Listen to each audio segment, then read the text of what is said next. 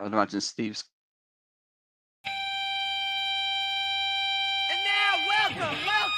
It's time for Friday Night Marketing!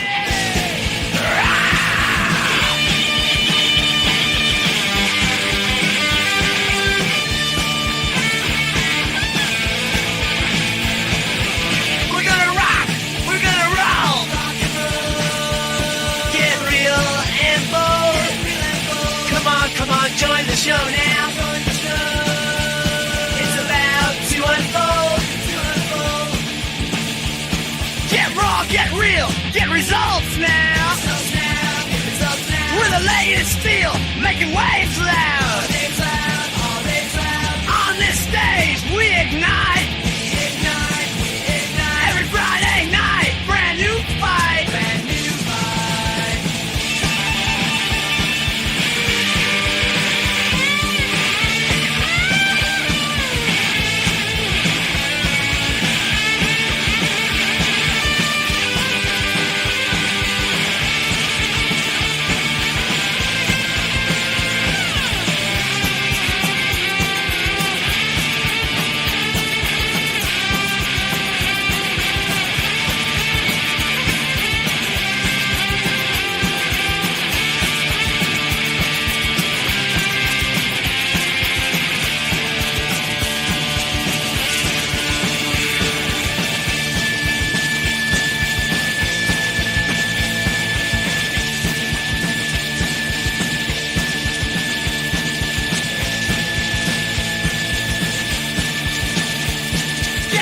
Get real, get results now.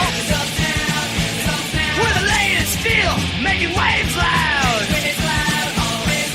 On this stage, we ignite.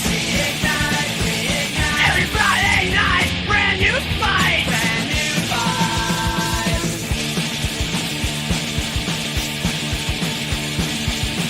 In the spotlight, feel the fever.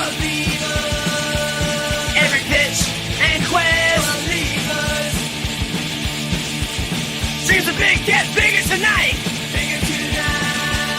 Push the limits, reach new heights. So grab your seat, don't blink an eye. 'Cause Friday night will touch the sky.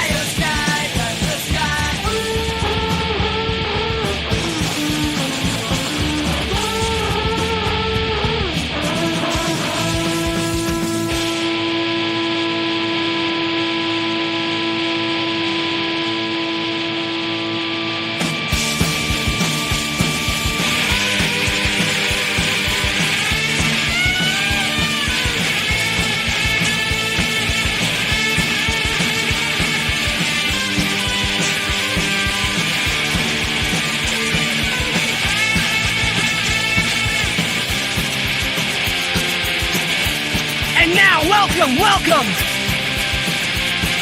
It's time for Friday Night Marketing Raw!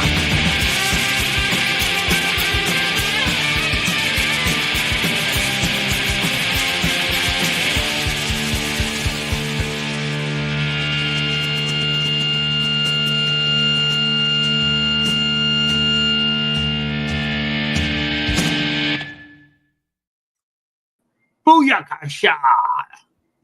Hello. Hi, Dan. Hello. How are we all? You've been filming, have you? You're looking sharp. Friday Night Marketing Raw, and we are live on the YouTube. Hello, YouTube. And joined immediately by both Dan and Richie, both hawking their jvrichy.com, JV with Dan. They both probably get the same bloody thing at the moment. Yeah, it's a double trouble. We even both put on matching black shirts. Yeah. I always wear this shirt, but no, you look sharp. Look sharp, mate.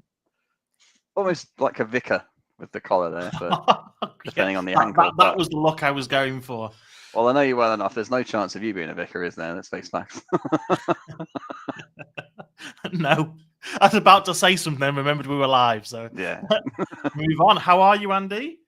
I'm really good. It's been an odd week, but good. I've been deep diving more AI tools for development, and holy, It's a maze, isn't it? It really is. I am not kidding. I'm playing around with 2 different platforms at the moment, and I mean, I don't know, it's not a big secret. One of them is Windsurf, by Codium, and admittedly, it helps if you know a little bit about coding. Yeah, because some of it you do need to. There's a little bit of checking still involved. But I am astonished at what I'm able to produce without hardly doing anything, and then just go, no, that ain't working, fix that, do that, that's still not working, still not working, still not working. Oh, that is now. It's just like clicking. I mean, with Windsurf, there is a little bit more of sort of things that go, like I've got a thing at the moment where we're doing a test, but was throwing an error, so it thinks support's in use, so it's got to flush support. So now it's just going to write an app to fix that and do that. But once you've got everything working, you can deploy this stuff so easily. And it's just insane how quick and what you can build without. I don't know what any of the code's doing in this. I haven't actually looked at a single line of code. Every time it's not worked, I've just told it what doesn't work and what errors I'm getting and what I want it to do, and then it's corrected it. I haven't been into the code editor once. It's crazy, isn't it? It's insane. Now, and anything it's asked me to do that's technical, it just goes, oh, I can do that for you. I can guide you through it. The installs of everything I needed. It goes, oh, you need some other packages to run this locally. Do you want me to install them? Yes, please. It's so hands-off. It's scary. And I know that non-coders will steer away from it because they still think it. But honestly, just get brave enough to go in. You don't need to know what you're doing. All you need to do is start talking to it in fucking English. Well, there's a few people who fall down at that step, wouldn't there, Bridge? To get started. But yes, that is true. But I mean, I think it does help if you've had a little bit of experience in software development because you know what to ask for. But even a novice could work this out. I would highly recommend spend a little bit of time researching things like what a software design document is and how things are normally done traditionally, because if the more you feed into that, the better. But even if you don't know what you're doing, you can ask it to explain as it goes along what everything does. And then you can go in a Covia section and go to explain that to me. Oh, right. Well, we need it to work differently. You can start half writing a bit of code. When I was doing a lot of coding myself, I remember some things you would start writing, you know all the logic. No, you just get bored halfway through, but you would get, you had to finish it off. With this, start writing it and then go, oh, finish that for me.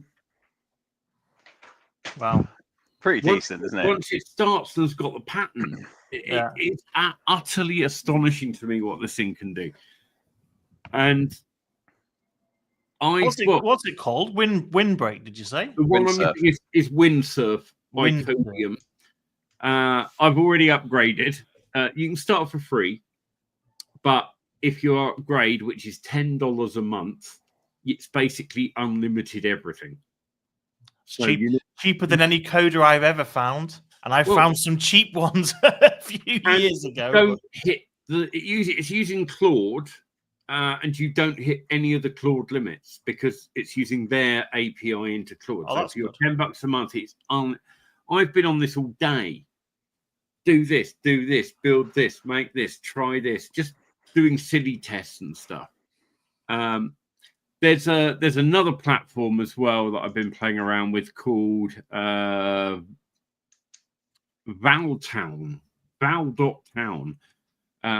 Little bit different. Got a lot of very cool features, and again, the Pro is $10 a month.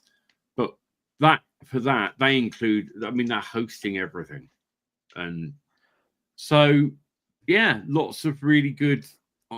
And it is for the first time I'm sat thinking there is no excuse There is no excuse. Is there a thing that you've wanted to exist that doesn't exist, and you've gone, well, I could never afford a coder because I once asked and it was like 10 grand. You go, yeah, sit down, describe what you want.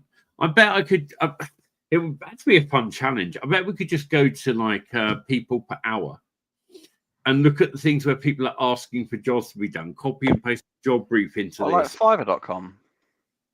Yeah, but you know when people are actually going asking Fiverr, it doesn't happen so much. But people per hour, there are people that post going, "I want this." I bet we could take what they want, paste it in here, and actually build it before we, and then go back to them and go, yeah, we could do that for whatever. You know, not that I want to do client work anymore. I don't. But just as an illustration. Do you know what? That could be an interesting case study for a course. You know, because there would be people who would be willing. I mean, I'm also at that stage where I don't want to sit and do that either anymore, you know. But there are people for sure as a way to make money online that would be more than happy to just, you know, nip back and forth between the two platforms. And I mean, just think about how quickly as well you can deliver, you know, if you haven't actually got to sit there and do it yourself. You know, you can have, I presume you can have multiple projects running at the same time, can you? Oh, I haven't tried, but I've only been working on one thing at a time. But what I love about it is that I've been doing it while I've been watching TV. And then I just go, right, is it finished that? Test it. No, that bit doesn't work. That isn't working. And that doesn't quite do what I want. Go. Continue what you know. So, and I'm able just to do it between other things. I've still got it debugging while I'm on here chatting to you guys. And occasionally I'm looking up and going, oh, yeah, do that then. Do that. So, actually, we just got an error. So, just copy the error. What I love is you just go, copy and paste the error back to it and go, well, that's doing this. And it go, oh, yeah, sorry, I'll just fix that. Bloody hell. And then it will kind of remember that for the next time it does that task. Yeah. There we go. Just got to do that. Nah, it is crazy. I've been looking at a little bit of AI stuff myself because it's one of those areas that I've dipped into a few times but never fully jumped into. You know, it's and I'm always of the sort of, well, you know, is it there yet? Is it at the level? Because, you know, when I first started looking at it, you know, but it was just sort of starting to come out, the level wasn't there. It was painstakingly obvious that it was AI and it wasn't great. But things have come on so much, you know. I need to have a little rummage around again, I think, and get playing with these things again, you know. And it's great fun as well. I was on the I watched a video of the guy that created the Bowtown thing on YouTube last night. He's got this little tiny channel, 400 subscribers. No one's heard of it, and I'm just like, I'll chuck you $10 a month just because what you've done is genius. But he on this live recording, so it goes on for 2 hours, but I skipped through bits of it. Didn't write a single line of code. He started with, I want to create a blog.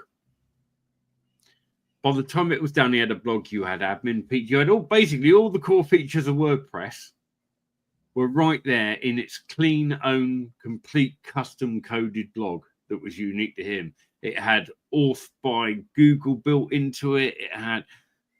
It was just mental. And what's it coding in? What's the language? Or is it a cross language? If you go to Bowtown is doing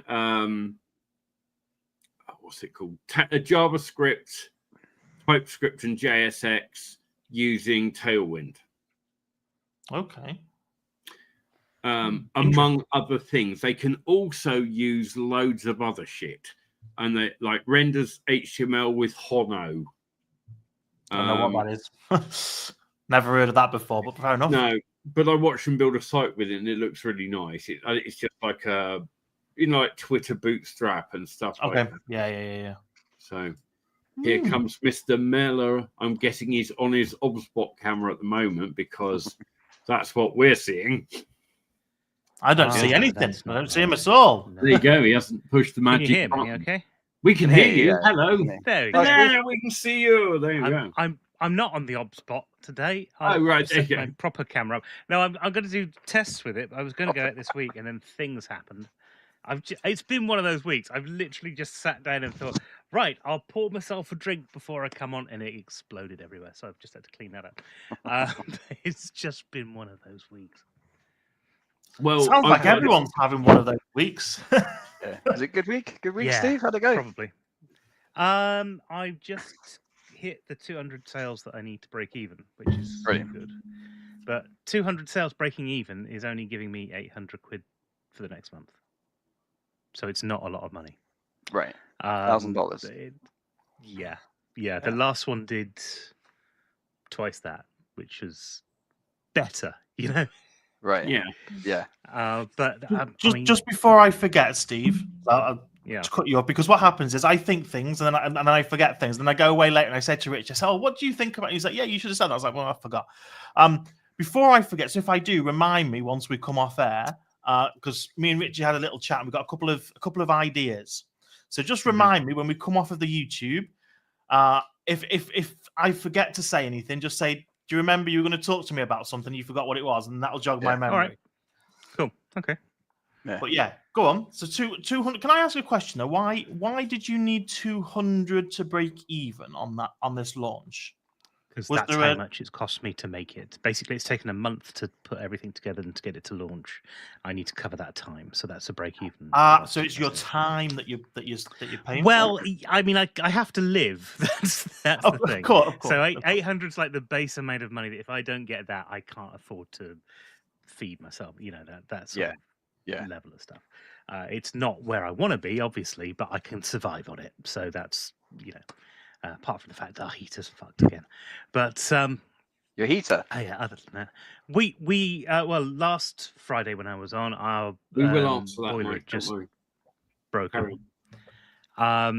And we had Friday they ordered a new part for it.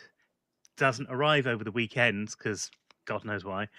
So Monday came and they still hadn't delivered it. Tuesday they still hadn't delivered it.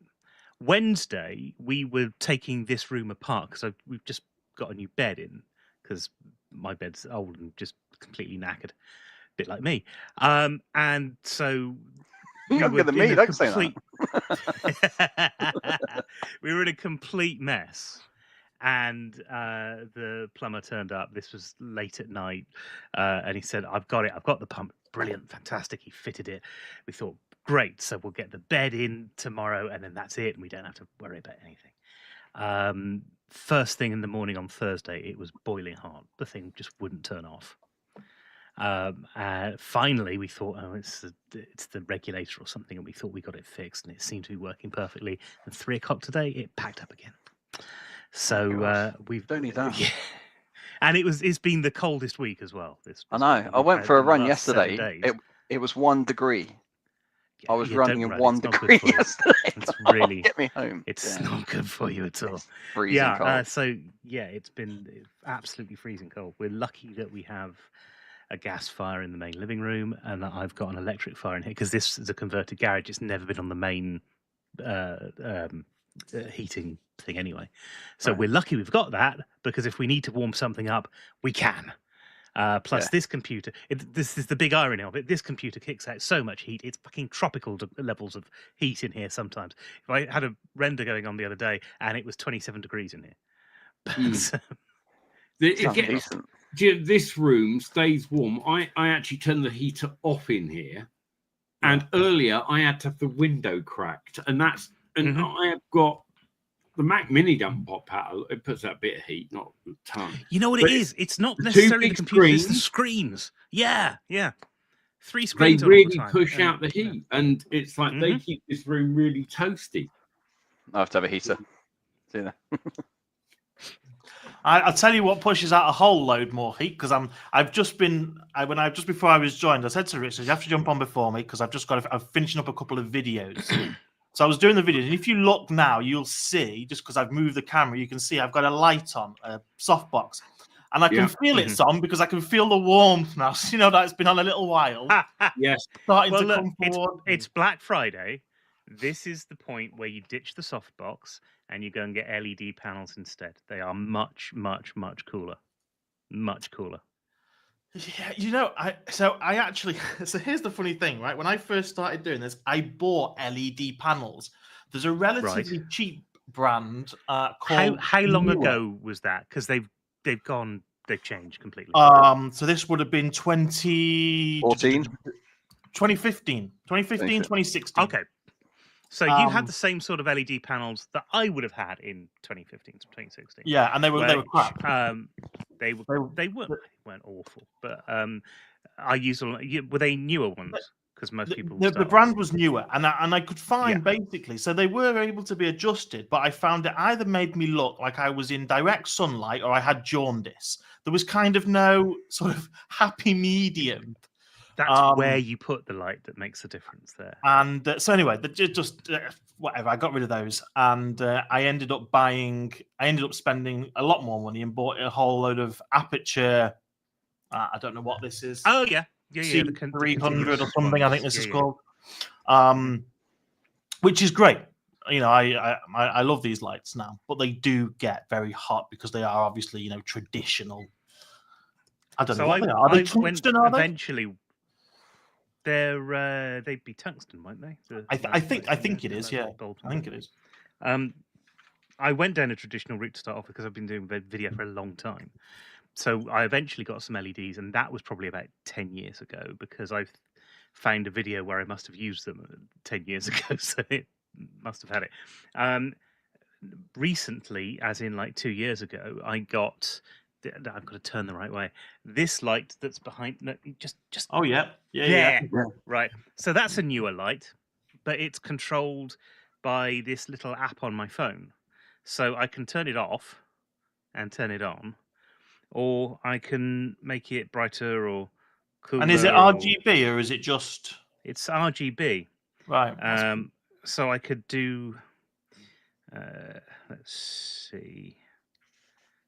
Daylight or stuff like that. So that's modeling the sort of light that you'll get in there. Or you can choose whatever color that you want to go on as well. I've got settings on here now because obviously it makes it easier for me to do, where I can just go, okay, well that's the main key light that I usually use behind me. If I'm using the camera that's behind me, that's the glow that I want behind me when I'm doing a video like this. And then in front of me, I've got two Elgato mini one, not the tiny ones, but the key light duo pair that you can get. And that's good as well, because again, you can sort of change things around and maybe only have one on and change the intensity of it really quickly. I can change to a much, much brighter light, which I use as a backing lights for the video when I'm facing the other way. Or I can put everything back the way it is incredibly quickly.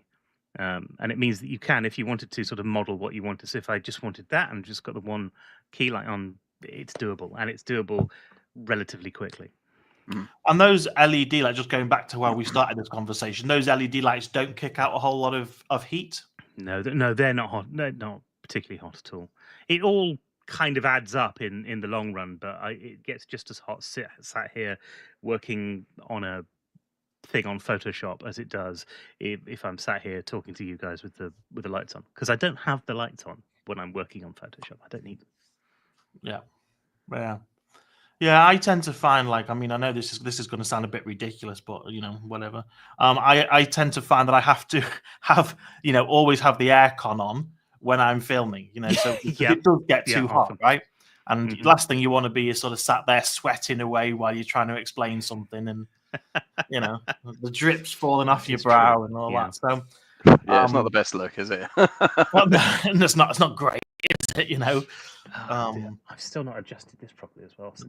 I was going to say, I thought when you were coming on, I thought that might have been your Osbot camera. It was very good quality. What camera are you using there, Norm? What is it? This is a Sony ZV-E10.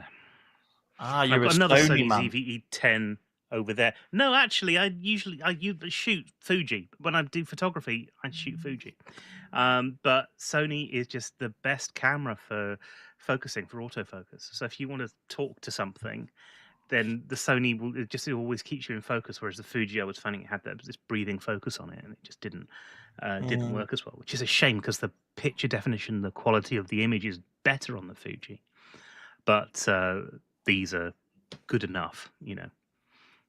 Yeah, I've been looking recently at a new Canon, the Canon R8. I've been looking at. Oh right, okay. And I'm not, and I hate the way as well. Just go on with it.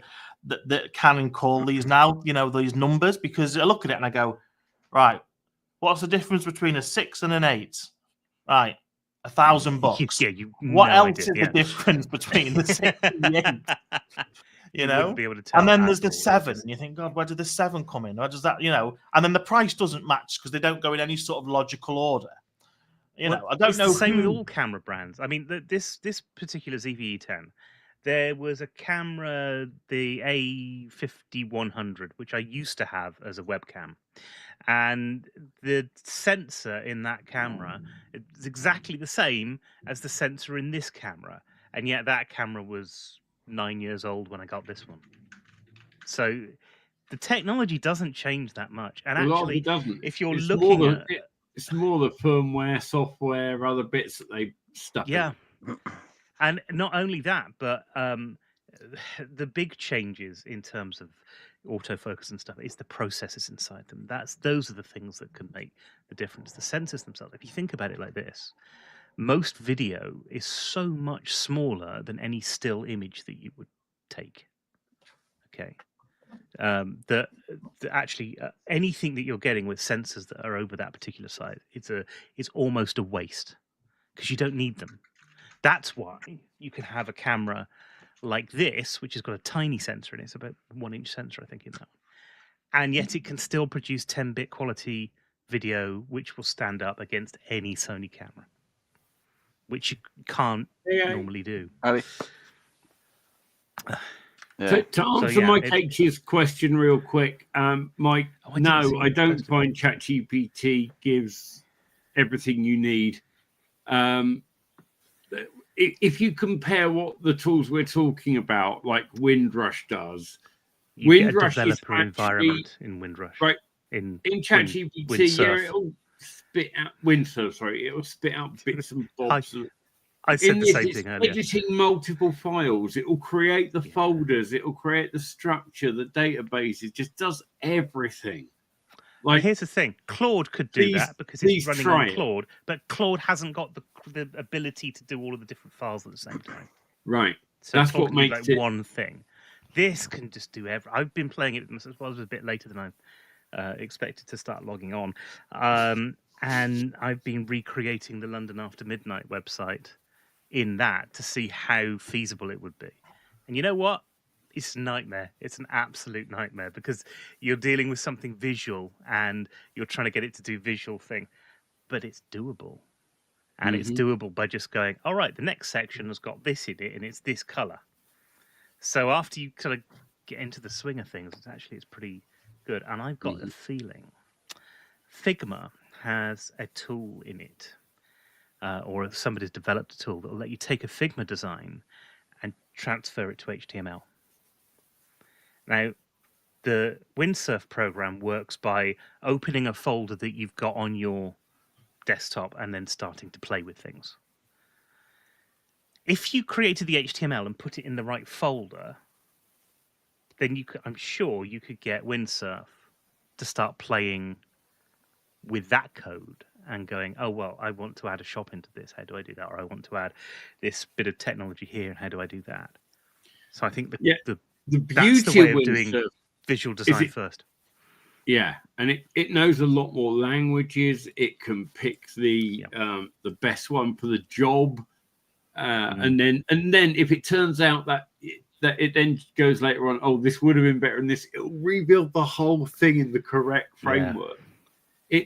It really has blown me away what it can do. I've dropped links in the live YouTube chat to both Valtown, which is a little bit different, but I still say it's worth a check out. And you can use it for free for ages doing things. You just can't do intensive database stuff or anything clever like that unless you've got the pro account. I did have a little look at it earlier when you posted Yeah. the thing. I thought, oh, that's quite interesting. So yeah, I just love the way But that it handles everything. You can have it do the cron jobs for you, and it will run them, and you can. There's so much more than just. It's not as suited for buildings, but I watched a guy build a complete blog out of it on a YouTube video. And what I'm doing at the moment as an experiment. So I took something that's very well known at the moment. School. Everyone's talking about effing school, right?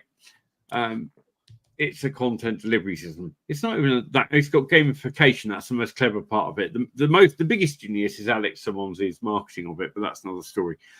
So fair game. It's going well. It's doing good. But I was like, okay, build me something like school, and I'm doing it in both Windsurf Codium using the Windsurf thing, and I'm also doing it in Valtown at the same time.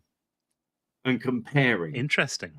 And what I would say is obviously the one that builds it and you're running it locally with the Windsurf thing I like the way it comes together and you can work on one module at a time and things like that. The other one is quicker for deployment. I was able to get far more advanced features far quicker on Valtown. So if I wanted something just to get it up and live with a pro account, connect custom domain, I probably still will use Valtown, let it host the whole damn thing. So I'm probably here's the truth. I'm going to keep both. I'm going to be paying for these both.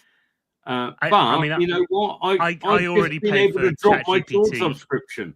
I don't need it anymore. Well, no, that's the thing, isn't it? I already pay for ChatGPT and Claude. I have them for two different reasons, but neither of those reasons was code.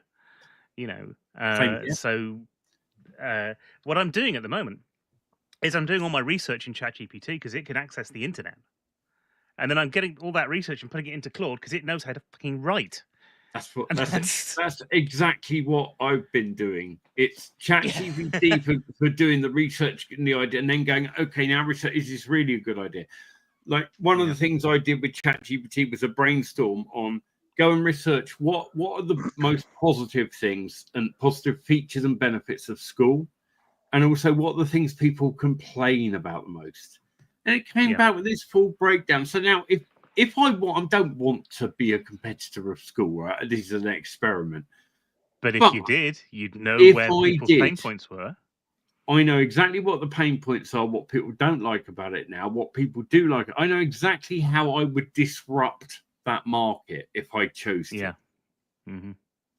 Which is often what it's about. If you want to break into a market you're not that well known in, you need to do something disruptive and noticeable. I know exactly what I was talking to my. I said, if I wanted to do this, I know exactly what I do. I just don't know that I want to do it.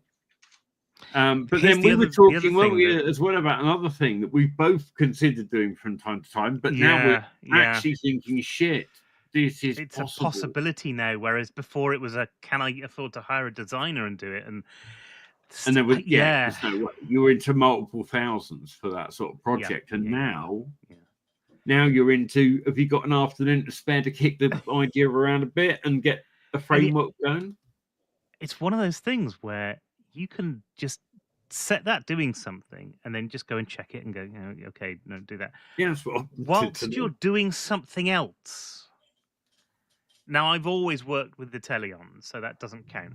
But I was, I've done things like I've been checking stats and messaging people and just the sort of things that you do on a day-to-day basis when you're self-employed. And I had Windsurf going in the background as well.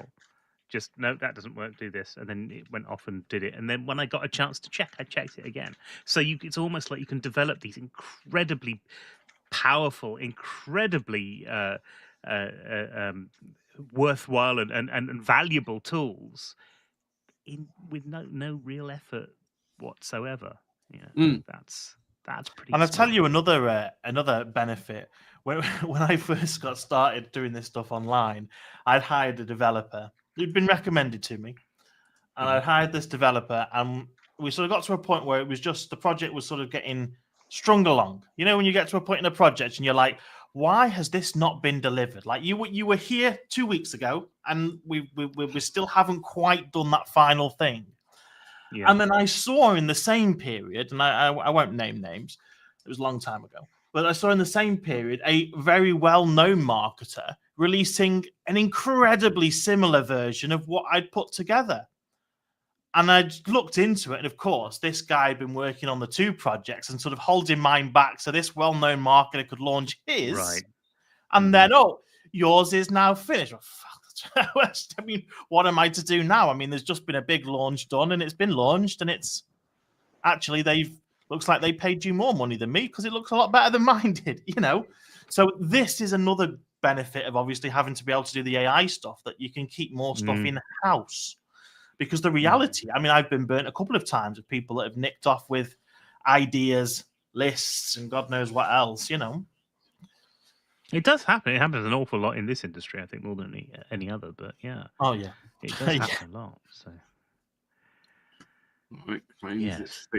So it's been a weird day because I woke up this morning thinking, I'm going to install Bolt locally, and I'm going to find a free way of using Bolt to do all of my stuff with.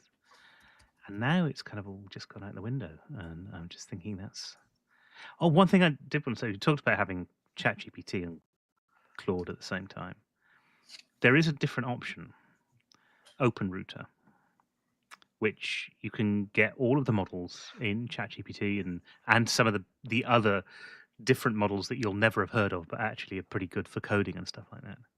And you just pay for credits. So if you're not using 20 quid's worth of credits per month for each of those things, you don't need ChatGPT and Claude. The only reason I'm keeping ChatGPT around at the moment is because I've sold some custom GPTs. Me too. And I need to at least give them, enough time or rebuild them somehow, because there are some free LLMs out there which, I could arguably rebuild an app now using Windsurf. Isn't it? And connect it to a free LLM, and then people, instead of people getting a prompt, they log into their thing and they can use it. Oh, you just give which almost adds more value to the whole thing, doesn't it? Realistically. Yeah, because I might just do a version 2 of my cheat sheet maker, because now why not actually build it out as an app so that when it builds it, it properly formats it and gives you the PDF. Rather than it gave you the code you could put into something that generated something that you put into something else. It was 3 steps. This is why I've been wanting to do for a long time, because I've talked to Andy about that. What I was thinking of for a next product before this one came along, and it is to help people build bonuses. But it's to get it's not the writing of it. The writing of it's pretty simple. Once you've got past I'm going to give you a prompt, you just put the prompt in and you tell it what you want it to do. The difficult bit is to get it from the prompt into a good-looking document. Not just another Word doc, but something that actually, you buy something, you go, that's worth the money that I've spent on it. And doing that in a way that doesn't cost an arm and a leg, and that is easy for people to do. And I could quite happily say, hey, go and get this thing called Affinity Designer. I use it all the time. It's brilliant. But nobody's going to do it. You need something that's easy for them to do. And all of the products that I've put out, every single one of them has basically been, I know how to do this. How can I make it simple enough for somebody who doesn't know how to do it? That's the art of it, isn't it? That's what I'm trying to do. Yeah. I mean, that was my big secret in the SASET days. What was it people were trying to do? Build these intelligent form. There were no intelligent form designers back then. There were no, and then to also make it be able to output something and and it was also based on an older idea I knew was popular. So it was like, fill the gap. We'll make it. You don't need it anymore. Is the scary truth? Because with any of these things, you could rebuild anything that was done in that with these and this, and it would be 100 times better now. But then that's It's why crazy, we stopped. isn't it? That's why we stopped development on Sasset when we did, and we finally drew a line under it and said we'll only do bug fixes. And we did, and we have. And But there then are you've also got people who are using Sasset and delivering things for their clients as well. So it's not like it's a worthless tool anymore. You know, it's still worth. Oh yeah, absolutely. And I've still got legacy stuff out there, and I can't be asked to rebuild it. Is the truth. Why would you? If you've got a perfectly working thing, you're just making a slightly better looking, perfectly working thing. There's no big advantage. Although, of course, now you can get AI to interject. So when the user puts in the headline some absolutely dicky thing that's not going to convert for toffee, you can have AI intervene and go, don't you think it'd be better if you did this, you pillock? And give them a decent headline and stuff like that, which...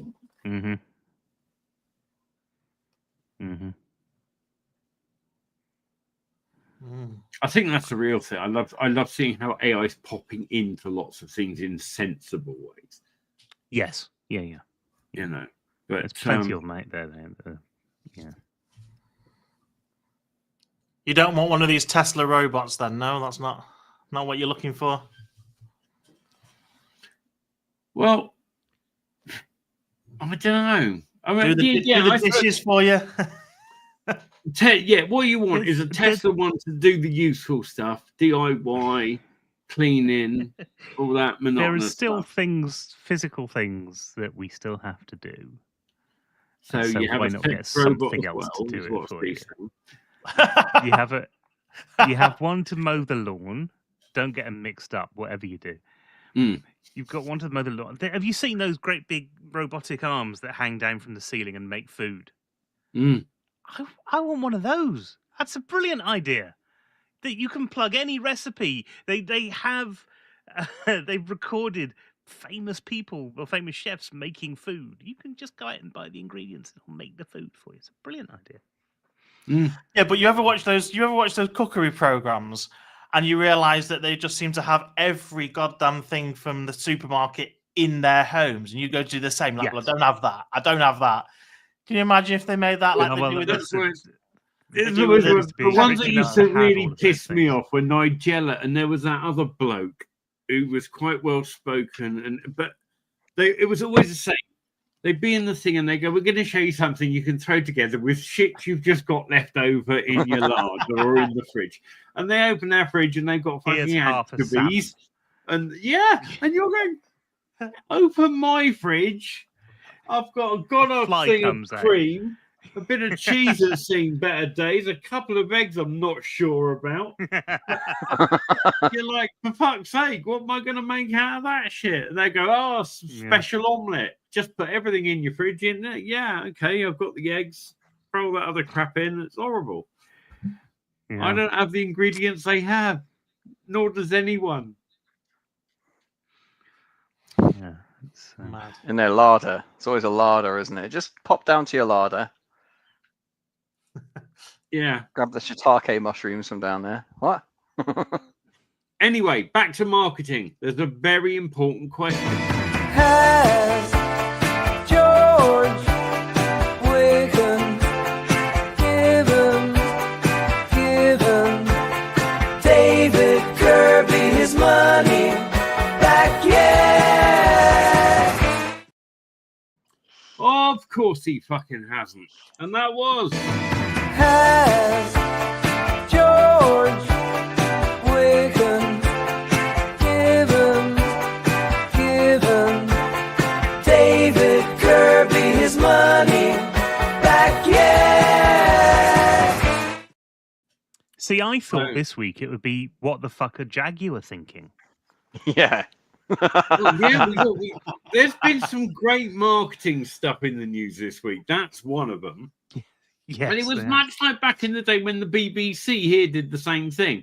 They went, we're changing our logo. We spent so many million on it. And the new logo was, instead of the letters being slightly italic, they weren't anymore. They weren't. That was it. I was I like, remember being at university. Someone has seriously gone, Command A, Command I. Yeah. Save. Send. I That's remember 60 the- million, How please. many millions did they spend on that? Yeah.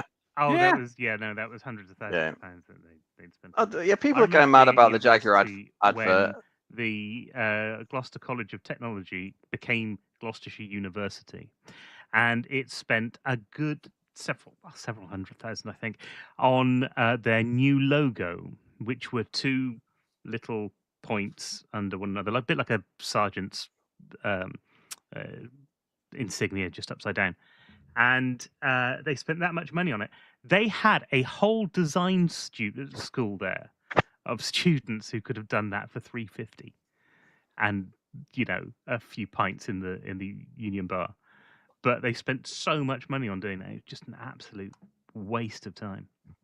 It was the same with the Insignia in London the post London office. Yes, that's right. London Olympics. The wasn't it? London Olympics, 2012. which Do you remember that looked logo? like, yeah, it which was looked like awful. Maggie Simpson sucking off a. Yeah. It's I terrible. just want to know how you get those gigs. Someone Yeah. out there has got more money than sense. Give it to me. I'll Basically, do a that's it. better job. I'll only spend 10 minutes on it, but it'll still be better. It has to Yeah, be. yeah, the process they of knew doing somebody. that, it doesn't take any longer. It has to be they It's get a just giant kickback and there's all sorts of other shenanigans going on. And, because I can't believe that these companies will spend that much with these fucking so-called genius. Now, like with the Jag, okay, I mean, the one thing I'll tell you very clever on Jaguar's part, if you think about it, though, how much fucking publicity it's got. Exactly. Everybody yeah. is talking about it. I don't think it will ruin them Which like is Bud really Light. well, no, it won't. I Because think the if thing you that will like ruin Jags it. and you're going to buy a new Jag, when people see a Jag, they go, "Wow!" You can tell they're styled in the so you can tell a Jaguar, right? You don't need to go, "What the fuck's Well, that's that?" it. And you can't tell unless you see the badge and oh no, they've changed it. You might not be able to tell it's a Jag. Like it's The one thing it's a that will Jaguar. mess it up is because they're in a couple of weeks' time they're releasing the car. They they're whatever, because they don't make any cars anymore, so they haven't got anything that's being put out at the moment. The new Jaguar is going to be released soon. If that doesn't go down well in the automotive industry, then they're screwed, because that'll be two things. It's like the slow decline of a brand. But at the moment everyone's talking about Jaguar, and that's not a bad thing. It just it depends what you do with it. Mind you, they're a part of Land Rover, aren't they now? Aren't they the same group? Jaguar and Land Rover, the same owners, aren't they? Is it? I believe they are. I think they are. Yeah. Yeah, but is it? It's probably all that's they're just- probably all owned by they the Japs Germans as well? anyway. I was going to say Germans. I don't. Or the Germans. Mercedes own them. Sorry, I I was remembering back to Iron Pub days when it was the land of the home of casual racism. I just got Yeah. That was, don't mention the war. I mentioned it once. I think I got away with it. Yeah, certainly don't mention any at the moment, for fuck's sake. Yeah. No, because Land Rover are also in trouble, aren't they? These Range Rovers, people are nicking them all over, particularly in the UK. A couple of taps on a keyboard and they open up and they're away. It's because Yeah. they're popular. It's a big problem. That's a really bad thing, and I shouldn't say anything because my car's just as bad. What have you got? I've got a Kia Sportage. Oh, okay. Who mentioned the war?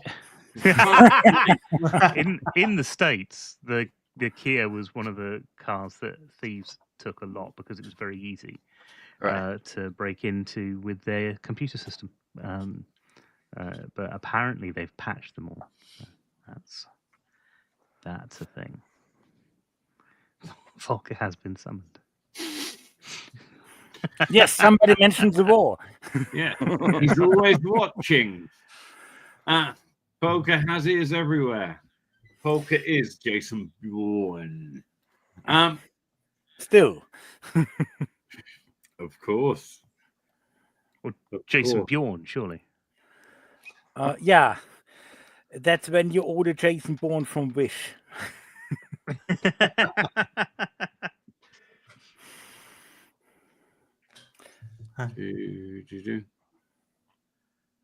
So it seems I killed the conversation. Good.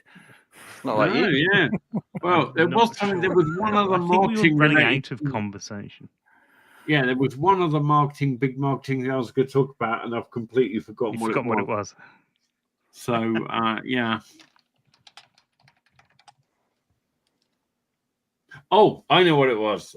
Is this? Has anybody seen the latest thing on Netflix about? I can't remember. Let me go and look at what it's called. It's a new documentary that dropped on Netflix a few days ago, and it's all about. Let me find it on here.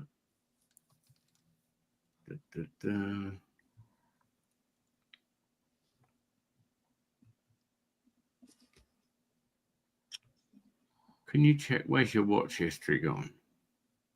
Never find anything on there. Would it be under new and popular if it's just out? Yeah, that's a good idea. What Let's do we try got? it. Buy Now, the shopping conspiracy. That's the one. I would. A couple of things if you watch that. Number one, you'll realize how fucking crooked everything's got. But there's also some bloody genius marketing advice in that movie. And the biggest one that comes out of it, and I like this because people know it's a subject I've talked about a lot. Split testing. Listen to what the woman in there talks about what they did in Amazon and the way that they split tested, because they had the data coming in, the number of customers coming in. They were serving up 10 different variations of buy button and monitoring in real time what they were doing. And that's just advanced split testing. But that's how they got so good at what they do. That's how they built an algorithm. The algorithm was watching human behavior and what happens when you put certain things in certain orders in front of people. And that's all an algorithm is. We've been doing it for donkey's years, right? There's no clever AI shit needed. It's just like how do humans react to things. But because they're able to do that stuff in real time, well, you know what? Guess what? If you've got a website, if you've got buy buttons on it, you can do that shit in real time. It's not that difficult. There are tools out there that do it. So, yeah, that was what I wanted to say about that, because it's well worth a watch. It might make you just rethink your consumerism a little bit, and that wouldn't do anyone any harm. But sadly, until there's a big change and a big shift, it's just going to get worse. But hey, the world's going to end. We're all going to die one day anyway, so don't worry about it. Probably happens sooner rather than later. That'd be nice. It's either going to be a war or fucking AI is going to take us out. It's one or the other. It's just a coin toss as to which now, isn't it? Apparently, it'd be before Christmas. That's what they say.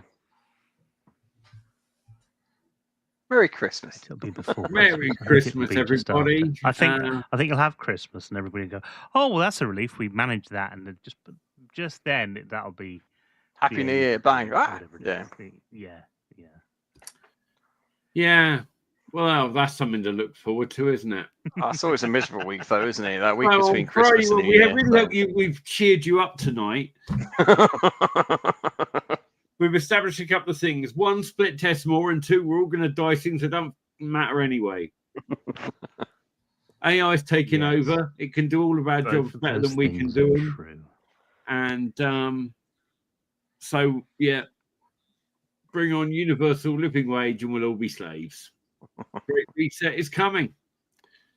And on that bright note, bye, YouTube. See you next time. Bye, YouTube. Bye.